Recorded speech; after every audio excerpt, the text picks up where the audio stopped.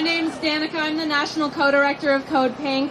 We are a transnational feminist organization, anti-war organization that's been around for over 20 years now with our comrades at the Answer Coalition opposing U.S. wars and occupations. I want to highlight what NATO is marketed as and what it truly is in some plain and simple terms. NATO is marketed to the world as a peacekeeping force, a protector of democracy, a security treaty that's supposed to protect all member states from aggression.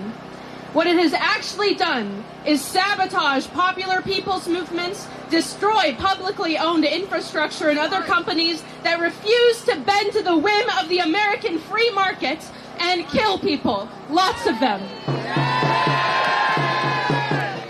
NATO killed people and committed war crimes in Yugoslavia. NATO partnered with fascist death squads in Yugoslavia that slaughtered villages of civilians. NATO killed people and committed war crimes in Libya. NATO participated in the illegal occupation and war on Afghanistan. NATO's partnerships around the world exist to police people and nations that don't fall in line with the world order the United States has set up. And NATO lies to the world and says it does all of this to defend peace and democracy.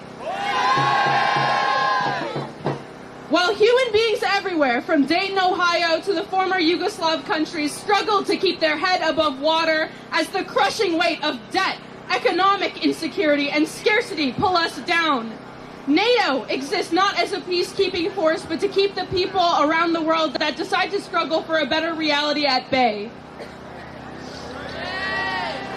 NATO countries, with the leadership of the United States, I want to emphasize this, it's marketed as like a security treaty with all equal nations. It is led by the United States and the West. It exists to bring socialism around the world to its knees, to undermine popular political movements and seize resources that belong to the people. It did this in Libya shortly after NATO was done gutting Yugoslavia.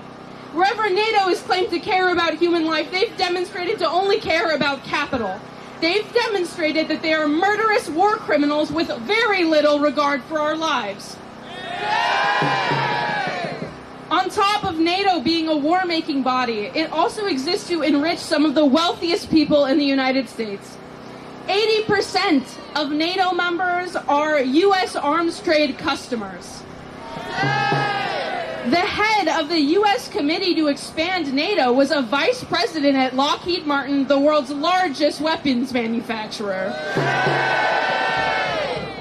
If NATO didn't exist to start wars and occupations, how would a few American CEOs buy their new yachts? If NATO didn't exist to crush popular movements, we might have a radically different and better world. I'll end on the fact that NATO and the U.S. war machine don't only exist to suppress movements and political opposition around the world. NATO spending and the austere economy that the war machine creates here at home suppresses us too. It keeps us buried in bills, debt, bureaucracy, and keeps us distracted from imagining a better collective future for ourselves.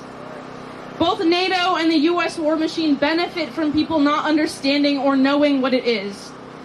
We owe it to ourselves, our neighbors, and our cities like Dayton to know the enemy well and demand a better future without war, without imperialism, and without NATO.